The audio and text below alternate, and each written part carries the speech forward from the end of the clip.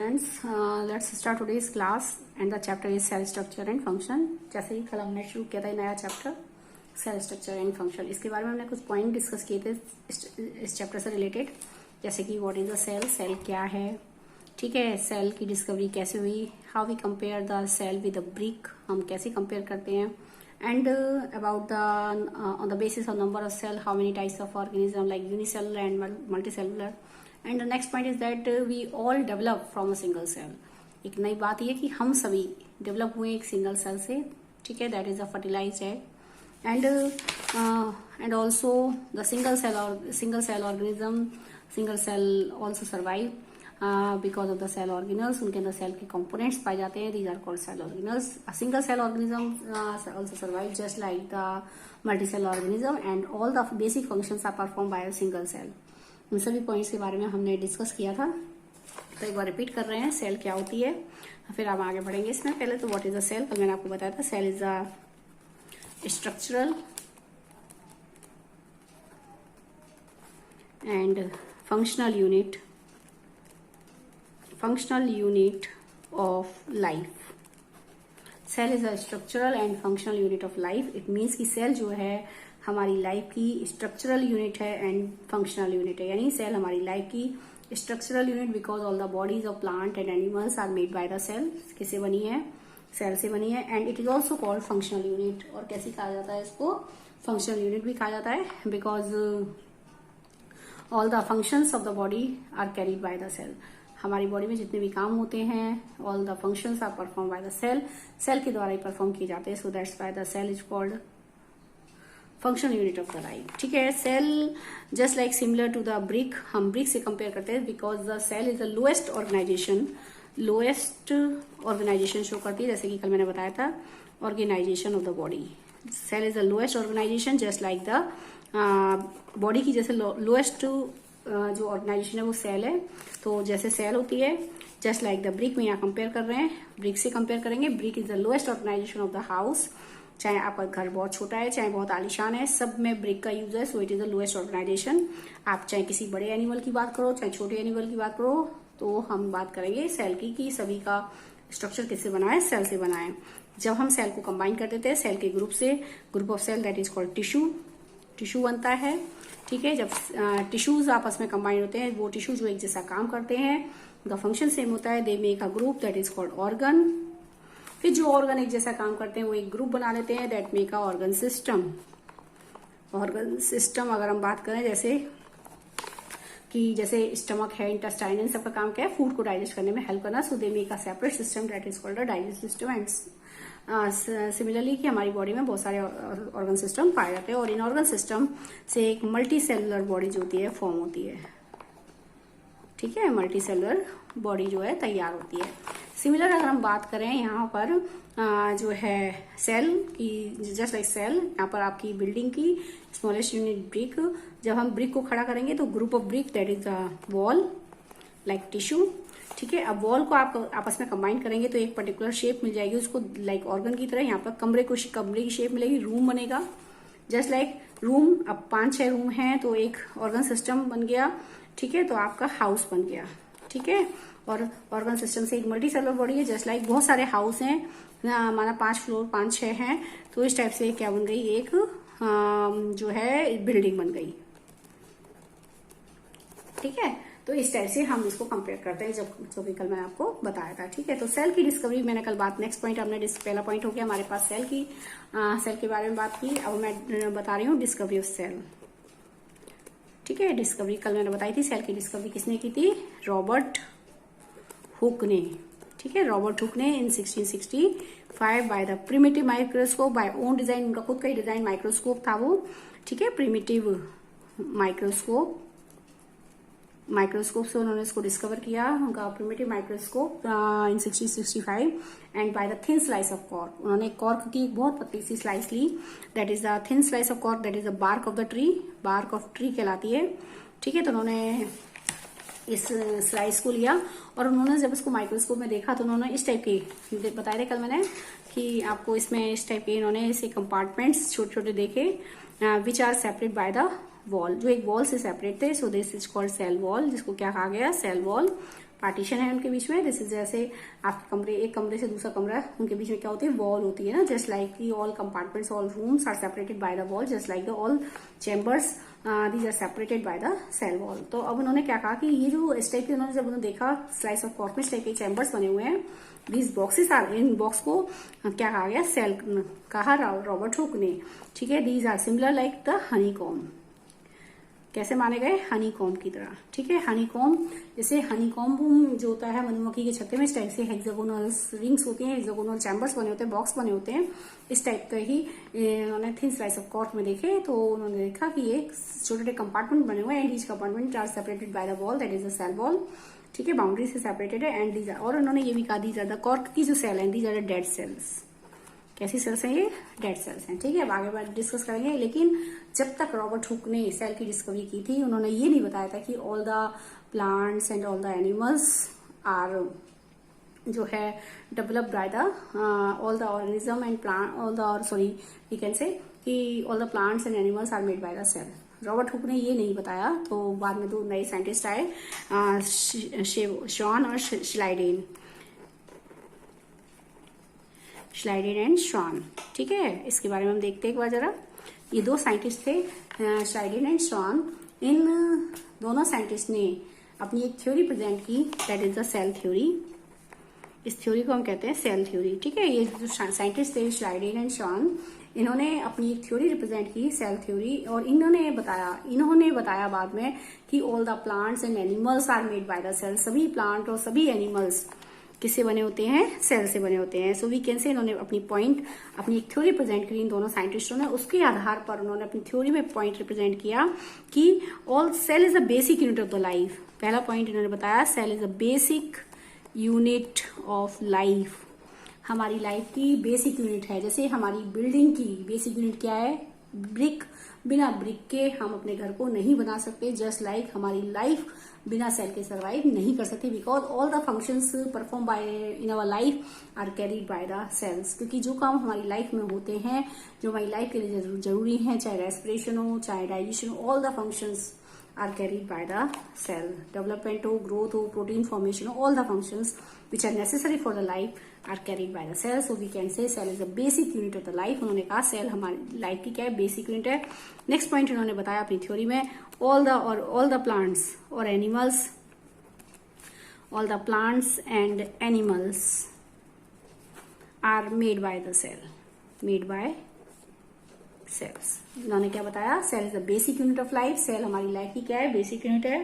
And all plant and animals are made by the cell, सभी plant और सभी animal किससे बने होते हैं, सेल से बने होते हैं, ठीक है। ये दो पॉइंट इन्होंने अपनी थ्योरी में दिए। इनकी सेल थ्योरी थी, जो कि बाद में सेल की डिस्कवरी के बहुत बाद में श्लाइडेन शॉन ने बाद में पॉइंट को डिस्कस किया कि सेल बेसिक यूनिट है हमारी लाइफ की, because all the functions are carried by the cell and all plants and animals are made by the cell, सभी प्लांट और एनिमल किससे बने होते हैं, सेल से बने होते हैं, ठीक है। इसके बाद मैंने आपको बताया था कि ओनियन सेल के लिए बाद में जब बहुत ज्यादा इम्प्रूव माइक्रोस्कोप आ गए, कल मैंने आपको बताया था कि एक होता है लेबोरेटरी माइक्रोस्कोप और एक बताया था आपको मैंने इलेक्ट्रॉन माइक्रोस्कोप। इसके बारे में जो laboratory microscope that is a compound microscope and only magnify the images, जो आपकी बहुत छोटी पिक्चर्स हैं, बहुत छोटी चीजें हैं जो हम अपनी नेक्ड आई से नहीं देख सकते, उनको ही दिखाता है। लेकिन इलेक्ट्रॉन माइक्रोस्कोप जो होता है,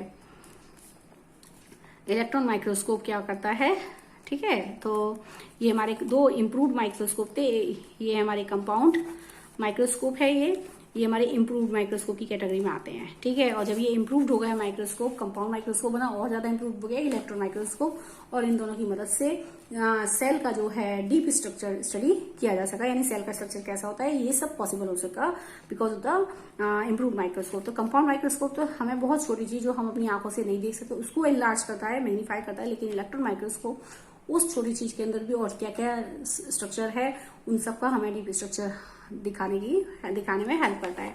so we can use the electron microscope to see the deep structure of the cell, ठीक है। इसके बाद हमारे पास था कि सेल जो है, नेक्स्ट पॉइंट है कि हाँ ठीक है, देखिए अब जैसे ब्रिक है, ये डायग्राम आप देख रहे हैं, बुक में नहीं देख रहे हैं, तो ये देख रहे हैं, कल मैंने बताया था ये ब्रिक की वॉल है इसमें, और ये ओनियन पीली है, ओनियन, जैसे कि जब हम कल मैंने बताया था कि आपको जब हम ओनियन लेते हैं तो उसमें से पील निकलती है ट्रांसपेरेंट, ठीक है, तो वो ट्रांसपेरेंट है तो इसलिए उसको कलर करना पड़ता है, स्टेन लगाना पड़ता है, डाई लगानी पड़ती है, दैट इज अ सैफरनिन, एक सैफरनिन सॉल्यूशन है। तो आप जब उसमें डाई करेंगे, उसको कलर करेंगे तो आप उसको आसानी से ऑब्जर्व कर सकते हैं। तो जब माइक्रोस्कोप में देखते हैं तो हमें क्या देखते हैं, जस्ट लाइक ब्रिक होती है रेक्टेंगल शेप में, ठीक इसी प्रकार से आपको ओनियन पील में बहुत सारी, एक छोटी सी ओनियन पील है बिल्कुल, और उसमें आपको बहुत सारी नंबर ऑफ सेल्स दिखाई देंगी। इट मीन्स जब ओनियन की एक छोटी सी पील में नंबर ऑफ सेल्स दिख रही हैं बहुत सारी, तो आप समझ सकते हैं कि वो एक ओनियन का जो प्लांट होगा उसमें कितनी सारी सेल्स प्रेजेंट होती हैं, तो मिलियन ऑफ सेल्स प्रेजेंट हैं। तो यहाँ देख रहे हैं सेल का स्ट्रक्चर रेक्टेंगल शेप में सेल्स हैं। हमें क्या दिखाई, कंपाउंड माइक्रोस्कोप से देख रहे हैं, लेबोरेटरी माइक्रोस्कोप जब आप उससे देख रहे हैं तो आपको सेल का स्ट्रक्चर कैसा दिख रहा है, इस टाइप से रेक्टेंगल आपको दिखाई दे रही है सेल्स, उनके बीच में प्रॉपर सेंटर में तो नहीं है लेकिन हाँ थोड़ा सा साइड में है। आपको एक डॉट लाइक स्ट्रक्चर यहाँ दिखाई देगा, सेल्स आर क्लोज है, डॉट लाइक स्ट्रक्चर दिखाई देगा, दिस इज कॉल्ड न्यूक्लियस। क्या कहलाता है ये, न्यूक्लियस कहलाता है, इसके बारे में आगे देखेंगे। अच्छा, and each cell is separated by the boundary, boundary से separated and this is called cell wall, ठीक है, और एक खाली स्पेस इसमें दिखाई देगा, दैट इज द साइटोप्लाज्म कहा गया।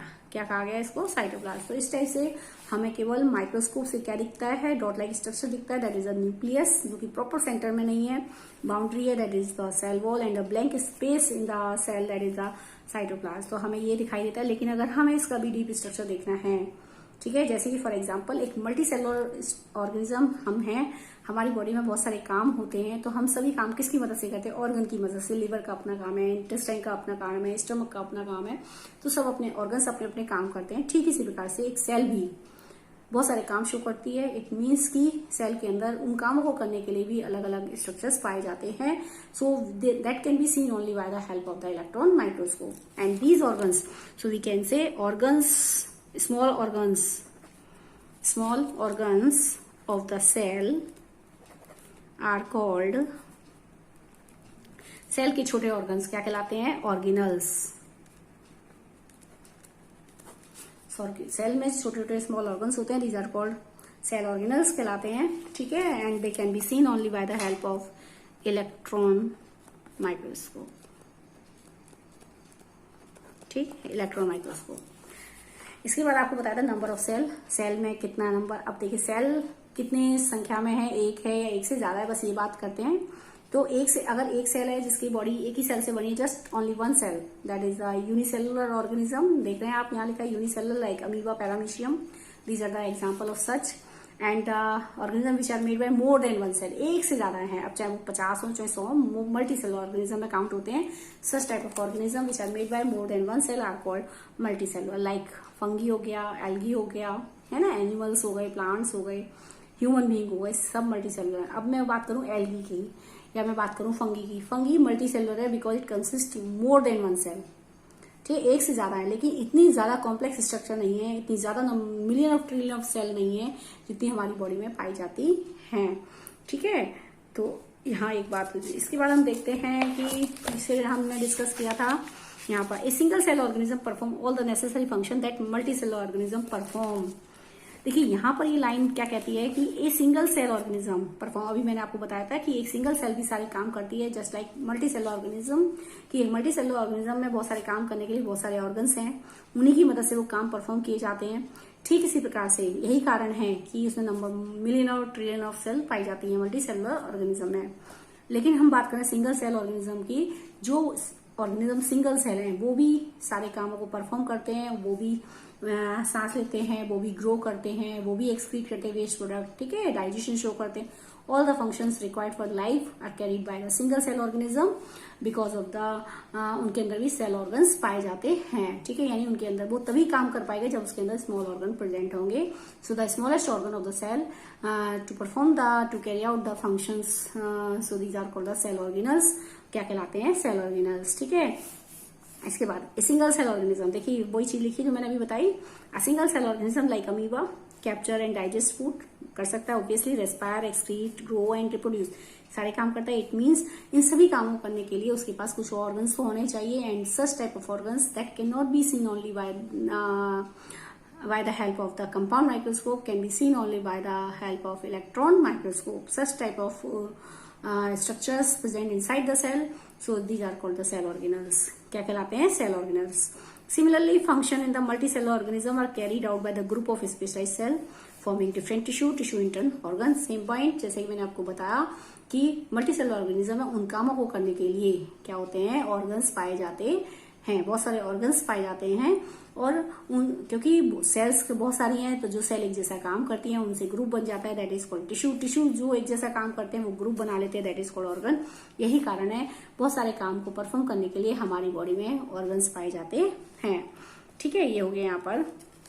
इसके बाद हम नेक्स्ट टॉपिक की बात करेंगे, शेप ऑफ द सेल। अच्छा, फिर एक मैंने आपको पॉइंट बताया था कि हम चाहे मल्टी सेलुलर ऑर्गेनिज्म है, but we all are develop by the single cell. हम सभी का जो फॉर्मेशन हुआ है किससे हुआ है? सिंगल सेल से। जो सिंगल सेल होती है, ठीक है, जो सिंगल सेल होती है वो क्या करती है? डिवाइड करती है, कंटिन्यूसली डिवाइड करती है and forming a number of cells. एंड धीरे धीरे उस स्ट्रक्चर्स में जो नया फॉर्म हो रहा है structure by the division of cell, तो वो क्या होता है कि उसमें बॉडी पार्ट्स अपेयर हो जाते हैं और एक मल्टीसेलुलर बॉडी तैयार होती है। तो हम कह सकते हैं कि हम सभी का फॉर्मेशन किससे हुआ है? सिंगल सेल से। The single cell is called fertilised egg. क्या कहलाता है वो? Fertilised egg. ठीक है, देखिए आप, ये बूजो ने कल क्वेश्चन था इसमें कि a hen egg can be seen easily. एक हैन का तो एग आसानी से देख सकते हैं। इज इट ए सिंगल से?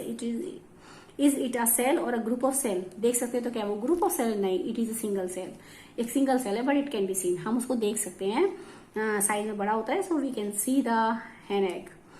लेकिन अब तो यहाँ पर ये जो सिंगल सेल है ये, ठीक है, तो हैन का जो एग है वो, अब देखिए जब हैन अपना एग बाहर दे देती है तो उसमें डेवलपमेंट प्रोसेस होता है हैन के एग में, और बाद में जब उसका जो बेबी है वो फॉर्म हो जाता है, यानी उसके अंदर डेवलपमेंट प्रोसेस हो रहा है। Egg is a single cell, जो हैन ने एग दिया वो एक सिंगल सेल है, ठीक है। धीरे धीरे उसमें डेवलपमेंट प्रोसेस होगा और बाद में जो एग शेल है वो टूट जाएगी और उसमें से बेबी बाहर आ जाएगा, चिक बाहर आ जाएगा। इट मीन्स कि वहां पर चिक बाहर आया, इट मीन्स ऑब्वियसली ये मल्टी सेलुलर स्ट्रक्चर है, जबकि एग क्या था? सिंगल सेल है, ठीक है। तो हम सभी just like hand, just like कि जो है चिक का फॉर्मेशन किससे हुआ है? हैंड एग से हुआ है। ठीक इसी प्रकार से हम अपनी बात करें तो we all are develop by the single cell, that is called fertilised egg. जो क्या कहा जाता है? Fertilised egg. देखिए मैंने कल इसकी थ्योरी बताई थी कि जो ह्यूमन स्पर्म है, जो मेल गैमीट होता है ह्यूमन स्पर्म, ठीक है, और जो फीमेल गैमीट होता है, फीमेल का जो होती है बॉडी में एग होता है, ठीक है। जब ये दोनों आपस में फ्यूज करते हैं, स्पर्म एग, इन दोनों के फ्यूजन से ही स्पर्म एग को फ्यूज करता है और एग फ्यूज हो जाता है, यानी फ्यूज एग्ड, और दिस इज ऑल्सो कॉल्ड, यानी एग फ्यूज हो गया, फ्यूज एग कह लो। This is also called fertilised egg, fertilized egg बन गया, ठीक है। जब एग फर्टिलाइज हो गया, it means this is fertilized egg, then divide continuously. अब वो डिवाइड करता है, it is a single cell. ये सिंगल सेल है, सिंगल सेल है, ठीक है। अब ये क्या करता है? सिंगल सेल है आपकी ये, जब ये कंटिन्यूसली डिवाइड करता है, it form a group of cell and then body parts appear and after that it develop into the baby structure, और बाद में बेबी का फॉर्मेशन हो जाता है। सो वी कैन से कि we all develop by the single cell, that is called fertilised egg, और इसको क्या कहा जाता है? फर्टिलाइज्ड एग कहा जाता है, ठीक है। आगे हम देखते हैं इसमें next point, shape of the cell की बात करेंगे। तो shape of the cell refer to the figure 8.3a। How do you define the shape of amoeba in figure? आप जानते हैं अलग अलग हमारी बॉडी में बहुत सारी सेल्स होती हैं, ठीक है, मिलियन सेल्स हैं, लेकिन हर सेल की शेप जो है सबकी अलग अलग है। कोई कैसी गोल है, कोई ओवल शेप में, कोई लॉन्ग है, कोई ट्यूबुलर शेप में, कोई सिलेंड्रिकल शेप में, ऐसे डिफरेंट डिफरेंट सेल की शेप है। बट द सेल की शेप जो होती है डिसाइड की जाती है on the basis of their function, कि वो किस टाइप का काम परफॉर्म करती है, उसके अकॉर्डिंगली सेल की क्या होती है? शेप होती है। तो हम देखते हैं shape of the cell. Refer to the 8.3a। How do you define the shape of amoeba in figure? Amoeba की शेप आप जानते हैं, पढ़ते हुए आ रहे हैं। अमीबा की शेप कैसी है, यहाँ देख रहे हैं आप। अमीबा की शेप इरेगुलर शेप में है। These are the finger like projection, these are called pseudopodia. क्या कहलाते हैं ये? Pseudopodia. You may say that shape appears irregular. Irregular shape में कोई फिक्स शेप नहीं है। Amoeba has no definite shape unlike the other organism. लेकिन हमारी शेप की बात करें तो डेफिनेट शेप है। It keeps on changing its shape. Observe the projection of varying length protruding out of the body. Amoeba के आप देख रहे हैं ये प्रोजेक्शंस, यहाँ पर ये अमीबा के प्रोजेक्शंस हैं। These are the projections of amoeba. तो ये जो प्रोजेक्शंस बने हुए हैं, these are the different length, कोई छोटा ये बड़ा, ये फॉर्म करता है जिस साइड उसको मूव करना है या खाने को कैप्चर करना है, फूड को कैप्चर करना है, उसके अकॉर्डिंगली अपने ये आउटपुट बाहर निकालता है। These are called pseudopodia. इनको हम क्या कहते हैं, स्यूडोपोडिया कहलाते हैं। ठीक है, these are the pseudopodia. Pseudo मतलब फाल्स, पोडिया मीन्स फीट, झूठे पैर, झूठे पैर हैं। ठीक है, जो कि जिस साइड मूव करना है, जिस साइड खाने को कैप्चर करना है, उसके अकॉर्डिंगली वो मूव करता है। As you learned in class 7th, these projection appear and disappear as amoeba moves और फीट। और ये प्रोजेक्शन वो अपीयर बना भी सकता है, उनको हटा भी लेता है अकॉर्डिंगली, जैसे कि वो अमीबा जिस साइड मूव करना होता है या जैसे खाने को कैप्चर करना, उसके अकॉर्डिंगली काम करता है। ठीक है, आगे देखते हैं। The change in the shape is due to the formation of pseudopodia which facilitate movement and help in the capturing of food. इन स्यूडोपोडिया का काम है, this is the function of the pseudopodia. इन स्यूडोपोडिया की मदद से वो चल भी पाता है and help to capture the food, food को भी कैप्चर कर पाता है। ठीक है, नेक्स्ट हम बात करेंगे व्हाइट ब्लड सेल के बारे में। White blood cell in the human body, human blood in the human blood is another example of single cell which can change its shape. हमारी बॉडी में बहुत सारी सेल्स हैं, मिलियन ऑफ सेल्स हैं, सभी सेल्स की शेप अपनी अपनी फिक्स होती है except white blood cells. White blood cell की जो शेप होती है वो फिक्स नहीं होती, इरेगुलर शेप में होती है। सो व्हाइट ब्लड सेल हमारी बॉडी, जैसे कि मैंने अभी बताया कि बहुत सारी सेल्स की शेप है, सभी की सेल्स की शेप फिक्स होती है कि कोई लंबी है, कोई सिलेंड्रिकल है, लेकिन white blood cell is irregular in shape just like the amoeba. White blood cell in the human blood is another example of single cell. ये भी एक सिंगल सेल है which can change its shape, जो अपनी shape को क्या करती है, चेंज करती है। But while WBC is a cell, amoeba is a full-fledged organism capable of independent existence.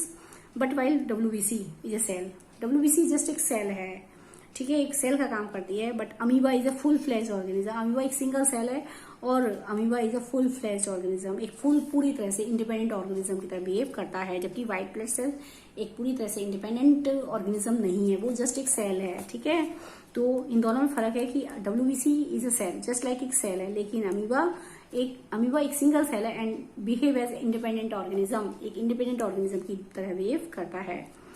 What shape would you expect? What shape would you expect in the organism with million of cells? Show different cells such as blood, muscles, nerve or human being. The different shapes are related to their specific function. जैसे मैंने आपको शुरू में बताया कि हमारी body में बहुत सारी सेल्स है, मिलियन और ट्रिलियन ऑफ सेल्स हैं, लेकिन हर सेल की शेप, जैसे बोन सेल है, ब्लड सेल्स हैं, सेल की शेप अलग अलग है which is decided by their function. और सेल की शेप उनके फंक्शन के आधार पर होती है कि वो किस टाइप का काम करती है। So the different shapes are related to their specific function. उनके फंक्शन के अकॉर्डिंगली उनकी सेल की क्या होती है, शेप होती है। सो यहाँ पर केवल हमारी बॉडी में सभी सेल्स की जो शेप है वो फिक्स है, ओनली WBC को छोड़कर। WBC व्हाइट ब्लड सेल की शेप इरेगुलर होती है जस्ट लाइक अमीबा, लेकिन दोनों में डिफरेंस है कि अमीबा एक फुल फ्लेज एनिमल है, फुल फ्लेज जो है ऑर्गेनिज्म है जो कि इंडिपेंडेंटली क्या करता है, सर्वाइव करता है, जबकि WBC जस्ट एक सेल का काम करती है।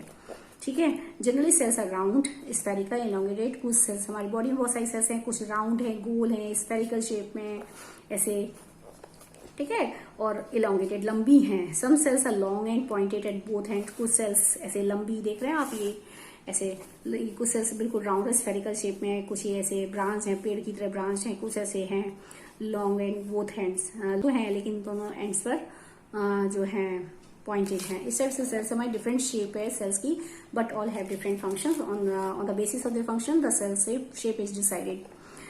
सेल की क्या फंक्शन है उसके अकॉर्डिंगली इनकी शेप जो है डिसाइडेड है। They exhibit A spindle shape, इस शेप को कहते हैं स्पिंडल शेप। देखिए ये जो मसल सेल है, ये हमारी सेल देख रहे हैं, नाम इसमें देखेंगे स्फेरिकल रेड ब्लड सेल्स, गोल होती हैं राउंड शेप में, ये रेड ब्लड सेल्स हैं। ठीक है, हमारी ह्यूमन बॉडी की ये मसल सेल्स हैं, मसल्स की सेल्स हैं, और ये हमारे ब्रेन की सेल्स है, नर्व सेल्स है। ये हमारी लॉन्गेस्ट सेल मानी जाती है, this is a nerve cell that is also called neuron. इसको हम न्यूरॉन कहते हैं। ये नर्व सेल है, nerve cell is also called neuron. It is present the brain में, and it is the longest cell in our body.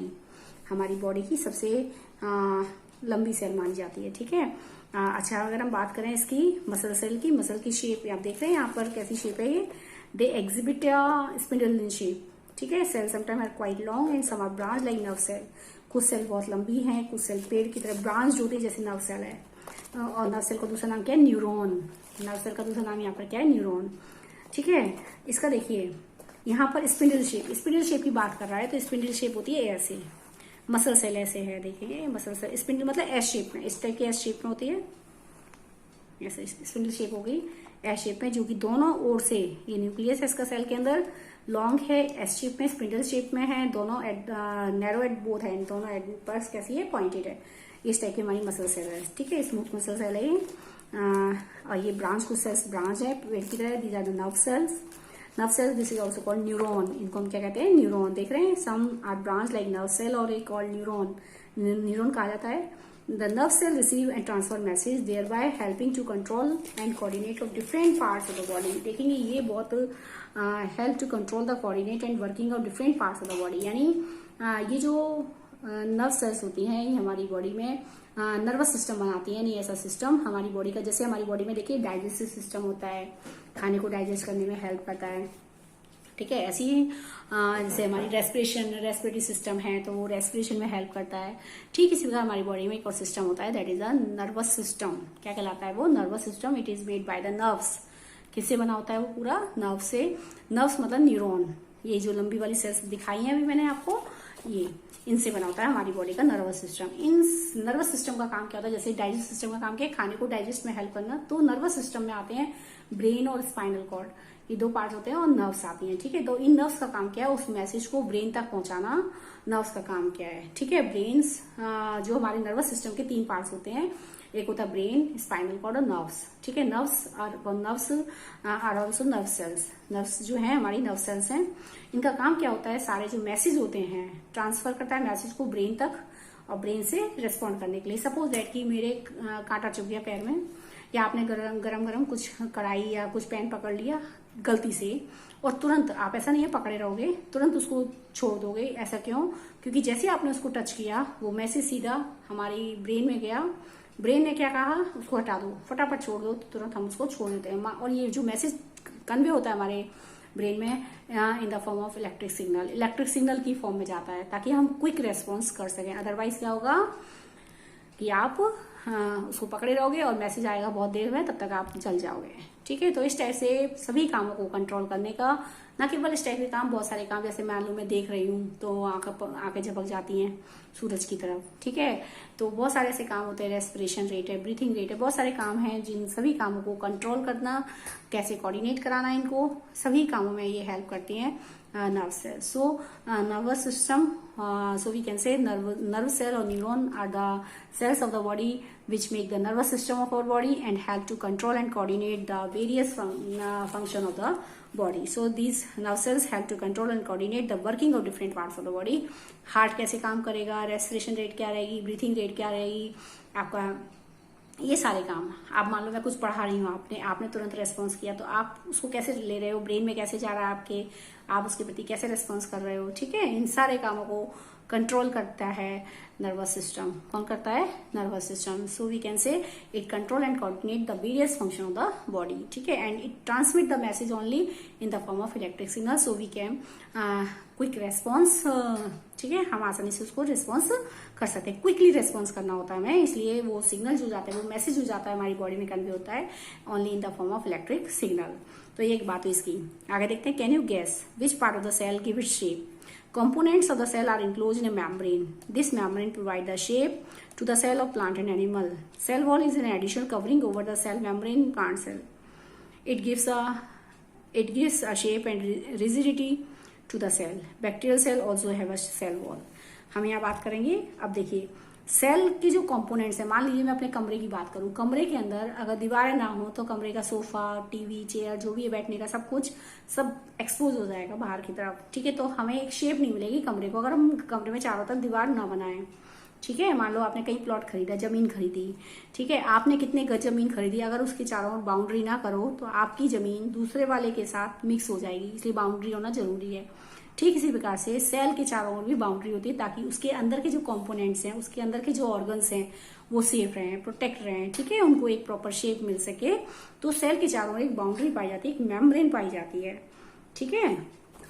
तो हम यहाँ बात कर रहे हैं, तो सेल को एक प्रॉपर शेप देने के लिए, उसके अंदर के कंपोनेंट्स को प्रोटेक्ट करने के लिए उस सेल के चारों ओर एक बाउंड्री होती है, ठीक है। This is called cell membrane. क्या कहलाती है बेटा, ये सेल मेम्ब्रेन। लेकिन प्लांट की सेल में, क्योंकि प्लांट आप जानते हैं कि बहुत तेज आंधी हो, तेज धूप हो, किसी भी टाइप का इन्वायरमेंट कंडीशन हो, वो टॉलरेट करते हैं, वहीं स्टैंड रहते हैं एक जगह पर, ठीक है, मूव तो कर देनी है। तो इसका मतलब जब वो तेज धूप को सहन कर रहे हैं, तेज आंधी को, तेज हवा को, तेज बारिश को सहन कर रहे हैं, इट मीन्स कि उनके पास एक एडिशनल लेयर होती है, एक एडिशनल कवरिंग होती है, ताकि वो इस टाइप की क्लाइमेटिक कंडीशन को क्या कर सकें, टॉलरेट कर सकें. So only in the case of plant cell membrane has the additional covering over it. This is the cell wall. एक और कवरिंग होती है प्लांट्स की सेल में, that is the cell wall. किस नाम से जानी जाती है? ये सेल वॉल के नाम से जानी जाती है. ठीक है, तो प्लांट की सेल में, हमारी सेल में नहीं है. ठीक है, सेल मेम्ब्रेन में नहीं है कोई एडिशनल कवरिंग. ठीक है, जबकि प्लांट की सेल में उनको सपोर्ट करने के लिए, प्लांट की सेल को स्टैंड करने के लिए in the condition of different environment condition like rainfall, ठीक है, सनलाइट एक्सेट्रा, तो इस टाइप की सिचुएशन को टॉलरेट करने के लिए प्लांट की सेल में एक एडिशनल कवरिंग है, that is the cell wall. क्या होती है? सेल वॉल, जो कि प्लांट की सेल को हार्ड बनाती है, उनको रिजिडिटी मिलती है. क्या देती है? Gives rigidity to the plants. ठीक है, एंड गिव्स अ फिक्स्ड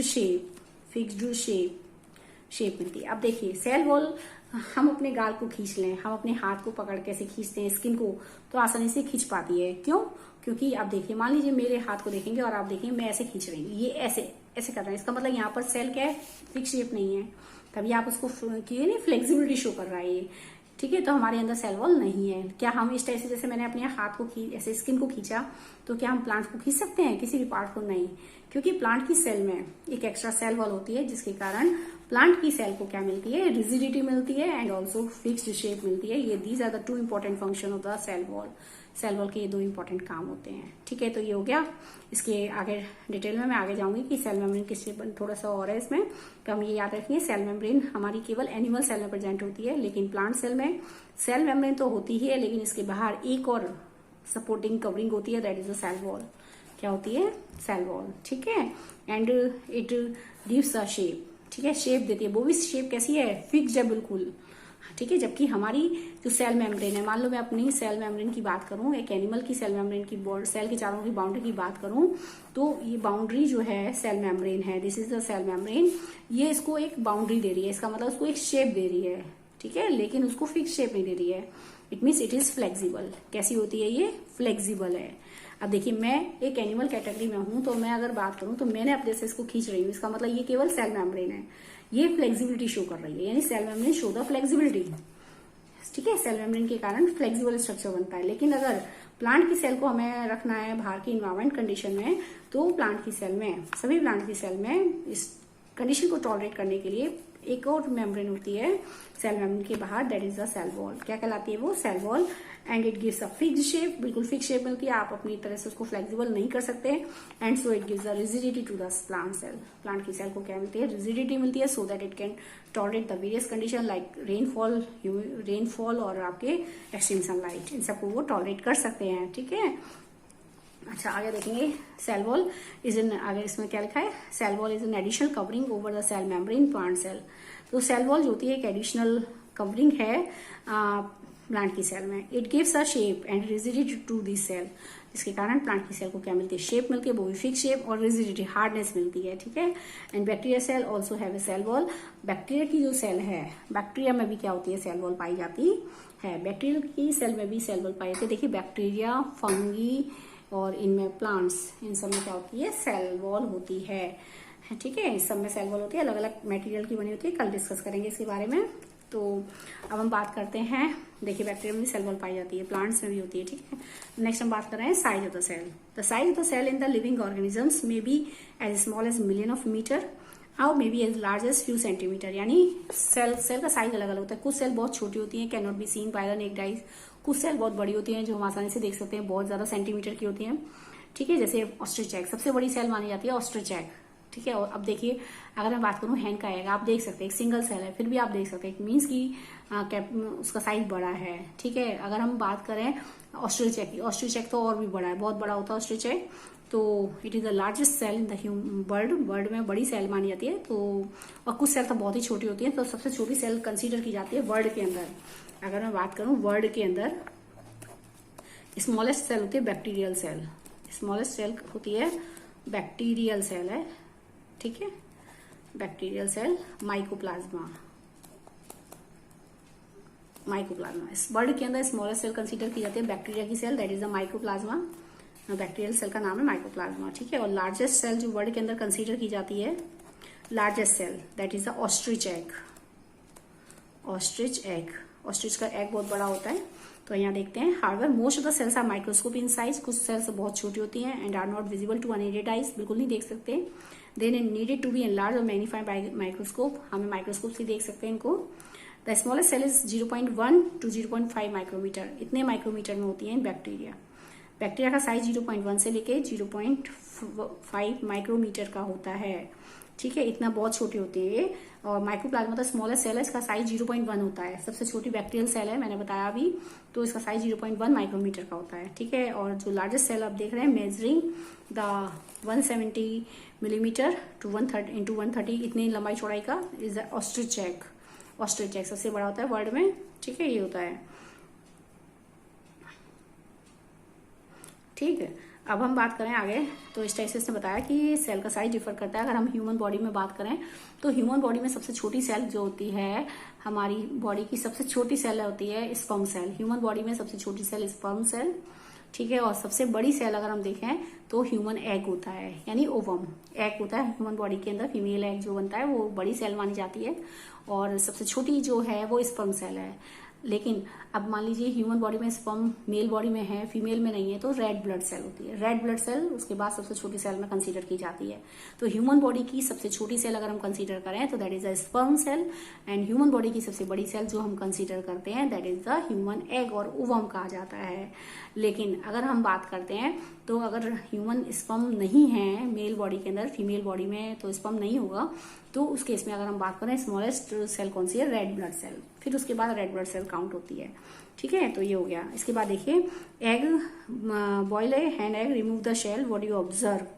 इसने एक एक्टिविटी बताई कि एक एग को बॉईल कर देंगे और शेल को रिमूव कर देंगे। देखिए, बॉयल अ हैंड एग, एक हैंड का एग लिया, उसको बॉईल करिए, रिमूव द शेल, शेल को रिमूव कर दिए। What you observe, a white material surround the yellow part, ठीक है। आप देखते हैं एग, आपने जब भी एग को तोड़ते हो तो उसमें दो पार्ट निकलते हैं, एक तो लिक्विड सा निकलता है और एक येलो पार्ट निकलता है, ठीक है। जो येलो पार्ट होता है वो कहलाता है यॉक, YOL के, और जो येलो और जो व्हाइटिश पोर्शन होता है दैट इज द एल्ब्यूमिन। तो इसने कहा कि ये व्हाइट बॉईल कर लिया तो आसानी से सॉलिड हो जाएगा। ये white material surround the yellow part, ठीक है। जब आप ऑयल को देखिए, जब आप इसको बॉईल करेंगे एग को, तो जो व्हाइट पोर्शन है एग का टाइट हो जाएगा, और आप एग बिल्कुल जब आप शेल को निकालेंगे तो बिल्कुल उसमें से एक, जब एग को बॉइल्ड एग को काटते हैं बीच में से शेल को रिमूव करने के बाद, तो आप देखेंगे एक व्हाइटिश पोर्शन है और उसके अंदर कुछ येलो पोर्शन होगा, ठीक है। तो जो येलो पोर्शन होता है that is the yolk, YOL की यॉक कहलाता है, और जो व्हाइटिश मटेरियल है दैट इज द एल्ब्यूमिन कहलाता है, ठीक है। Which become solidified on boiling, यानी एग के अंदर अगर हम मान लो एग को बॉईल ना करें, ठीक है, और जब आप एग को ब्रेक करते हैं हमेशा, तो इसके अंदर दो पार्ट होते हैं, एग के अंदर दो पार्ट होते हैं, एक लिक्विड होता है पार्ट, और एक लिक्विड होता है, एक थोड़ा सा कम लिक्विड होता है, सेमी सॉलिड टाइप का प्रोडक्ट होता है, सेमी सॉलिड होता है, ठीक है। ये येलो कलर का होता है, और एक लिक्विड है, ये ट्रांसपेरेंट होता है, ये, ठीक है। इसको हम कहते हैं एल्ब्यूमिन, ये एल्ब्यूमिन कहलाता है, ठीक। और दूसरा येलो होता है दैट इज द यॉक कहलाता है। इस टाइप से दो पार्ट होते हैं। जब हम एग को बॉईल करते हैं तो जो ये टाइट हो जाता है पोर्शन, ठीक है। ये लिखा है ना, देखेंगे, the yellow part is it is ये क्या, white material is albumin which solidified on soil boiling. तो जब हम एग को बॉईल करते हैं तो जो व्हाइट मटेरियल है एल्ब्यूमिन वो सॉलिडिफाइड हो जाता है, ठीक है, सॉलिडिफाइड हो जाता है, जम जाता है। और उसके बाद यानी जो व्हाइट आपका येलो पार्ट है यॉक बन गया। It is the part of the single cell, जो येलो पार्ट है वो एक सिंगल सेल है, यानी जो हम यॉक देखते हैं व्हाइट कलर का जो यॉक होता है, this is a single cell. ये ही क्या होता है, धीरे धीरे डेवलप करता है और एक बॉडी का फॉर्मेशन होता है।